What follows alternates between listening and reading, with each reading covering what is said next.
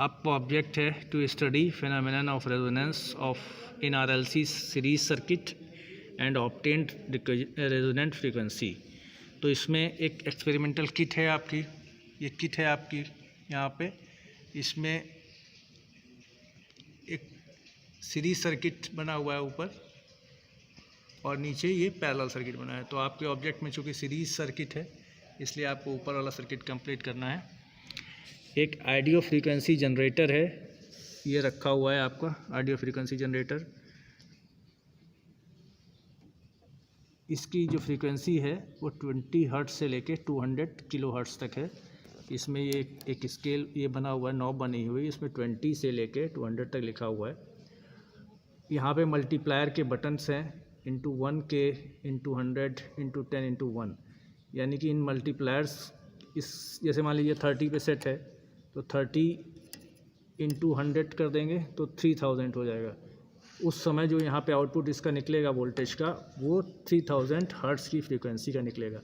इसी तरह के जो हम आउटपुट लेंगे वोल्टेज का, उसकी फ्रीक्वेंसी को हम यहाँ पे एडजस्ट कर सकते हैं। मान लीजिए मैं 40 पे सेट कर दिया तो 40 इंटू 100 पे कर दिया तो 4000 हर्ट्ज की यहाँ पे आउटपुट हमको वोल्टेज का मिलेगा।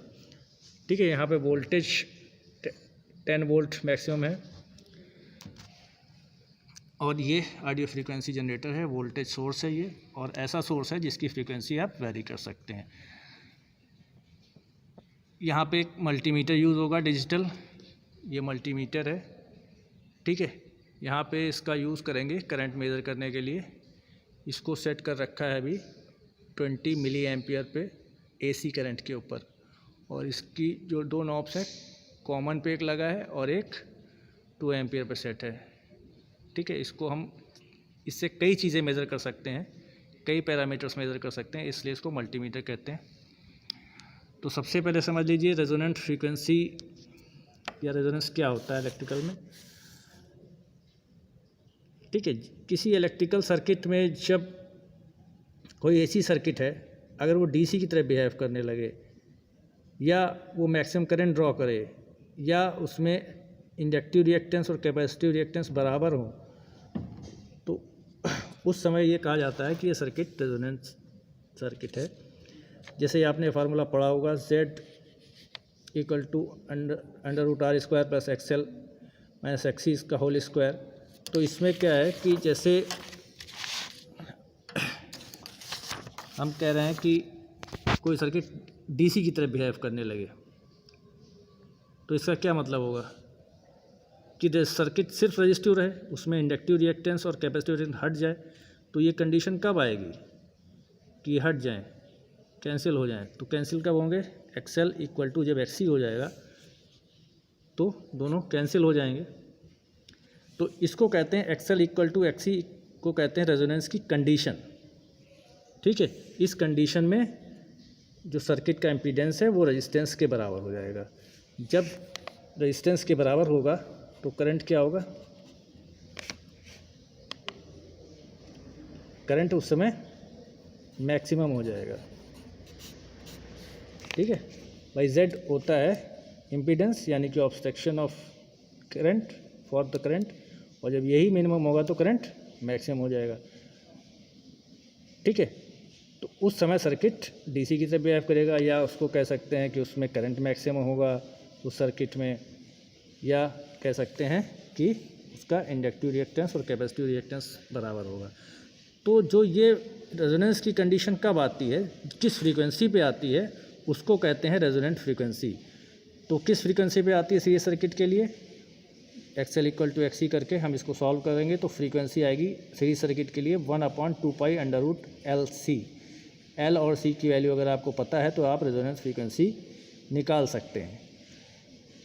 ठीक है, तो हमारी किट में कुछ वैल्यूज जो इंटरनली लगे हुए हैं, ये सब वोल्टेज सोर्स हम समझ लेते हैं इसको। ये वोल्टेज सप्लाई आई, यहाँ पे जो लाइंस बनी हुई हैं,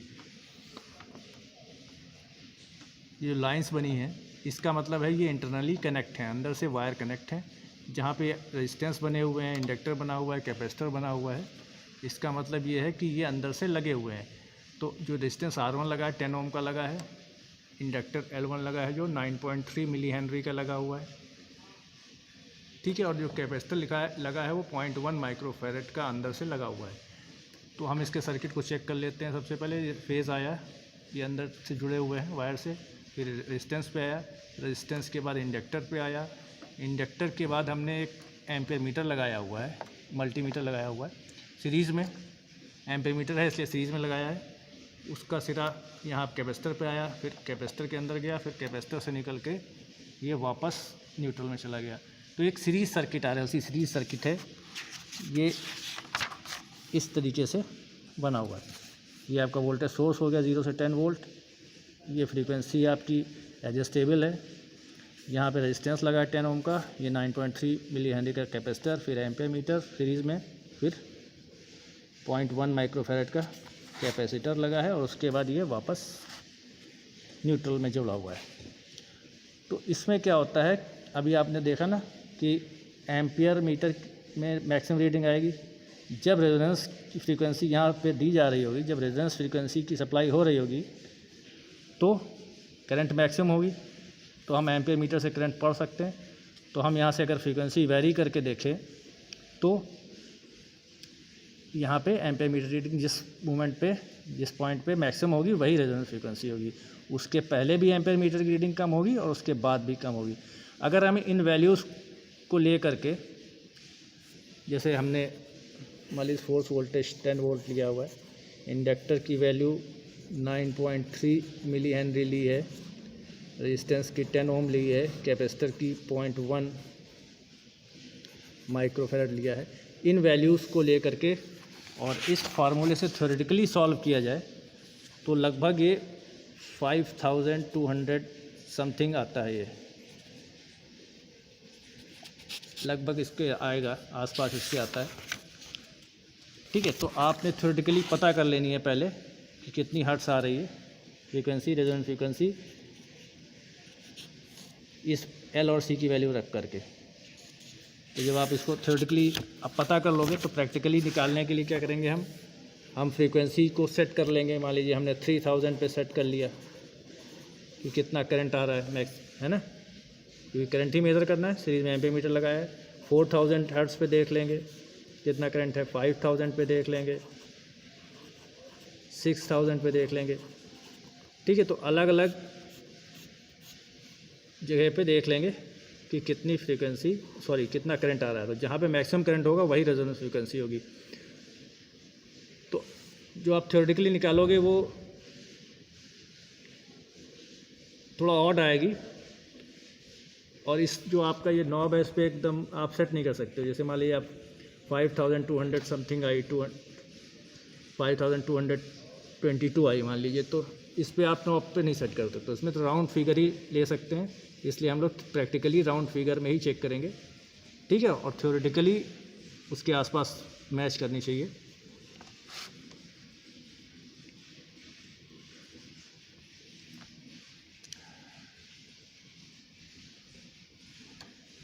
ये मल्टीमीटर है, उसको एम्पेयर मीटर बना के सीरीज़ में लगाया है, इसको ऑन कर लिया। अब देखते हैं कि 3000 हर्ट्ज़ पे ये 30 पे सेट कर दिया, और ये 100 का मल्टीप्लायर 30 × 100 3000 हो गया। तो 3000 पे कितनी करंट आ रही है, ये सर्किट आप देख सकते हो, सीरीज़ RLC सर्किट है। ये आ रही है 14.8 मिली एम्पियर है। फिर 4000 पे सेट करेंगे इसको, वोल्टेज हमारा 10 ही वोल्ट है, और इसको हमने 4000 हर्ट्ज़ पे सेट किया, और देखेंगे 16.35 मिली एम्पियर आ रही है। फिर 5000 पे सेट करेंगे,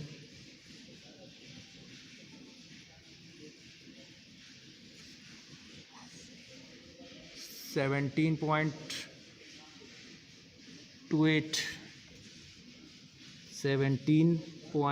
टू एट मिली एम्पियर आ रही है। फिर इसको 6000 पे सेट करेंगे।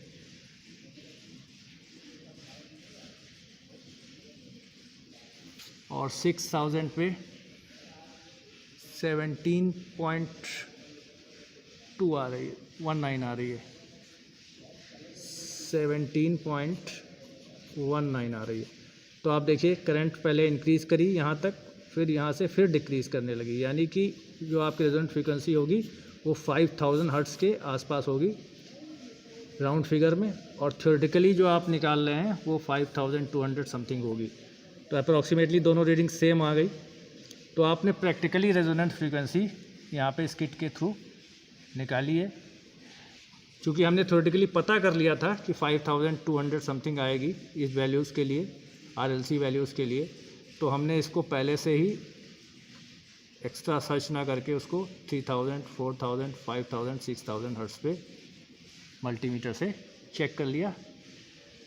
ठीक है, अब इसमें अब देखिए अगर हम करंट और फ्रीक्वेंसी के बीच में ग्राफ प्लॉट करें तो करंट पहले बढ़ रहा है, फ्रीक्वेंसी बढ़ने पे करंट बढ़ रहा है, और फिर एक जगह पे मैक्सिमम करंट फ्रीक्वेंसी हो जाएगी। ठीक है, जिस समय रेजोनेंस फ्रीक्वेंसी होगी उस समय करंट मैक्सिमम आ जाएगा, जैसे यहाँ पे आया हुआ है, और उसके बाद फिर करंट कम होने लगेगा, फिर करंट कम होने लग रहा है। तो हम फ्रीक्वेंसी और करंट के बीच में ग्राफ बना के ये देख सकते हैं कि रेजोनेंट फ्रीक्वेंसी कहाँ पे है। जहाँ पे मैक्सिमम होगा, पीक होगा, वहीं पर रेजोनेंट फ्रीक्वेंसी आएगी। इस जगह पे XL = XC होगा मैक्सिमम इस पर। यहाँ V लिखा हुआ है, V से भी हम निकाल सकते हैं, करंट से भी, वोल्ट एम्पीयर मीटर से भी निकाल सकते हैं, और वोल्ट मीटर से भी आप रेजोनेंट फ्रीक्वेंसी को चेक कर सकते हैं। उसके लिए क्या करना पड़ेगा आपको, यहाँ पे जो रेजिस्टेंस है उसके पैरेलल में एक वोल्ट मीटर लगाना पड़ेगा। तो यहाँ पे ये वोल्ट मीटर क्या बताएगा, इस रेजिस्टेंस के अक्रॉस वोल्टेज ड्रॉप बताएगा, यानी कि वोल्टेज ड्रॉप मतलब IR ड्रॉप। तो जब I मैक्सिमम होगा तो IR ड्रॉप भी मैक्सिमम, तो यहाँ वोल्टेज की रीडिंग में मैक्सिमम आएगी। तो आप वोल्ट मीटर से भी कर सकते हैं, और चाहें तो सीरीज़ में एम्पीयर मीटर लगा के भी कर सकते हैं। इस तरीके से आप एक रेजोनेंट फ्रीक्वेंसी फाइंड कर सकते हैं प्रैक्टिकली, थ्योरेटिकली, जो आप अप्रॉक्सीमेटली आसपास होंगी। ठीक है, इसके प्रिकॉशंस हैं, इसको ध्यान रखेंगे। Thank you students.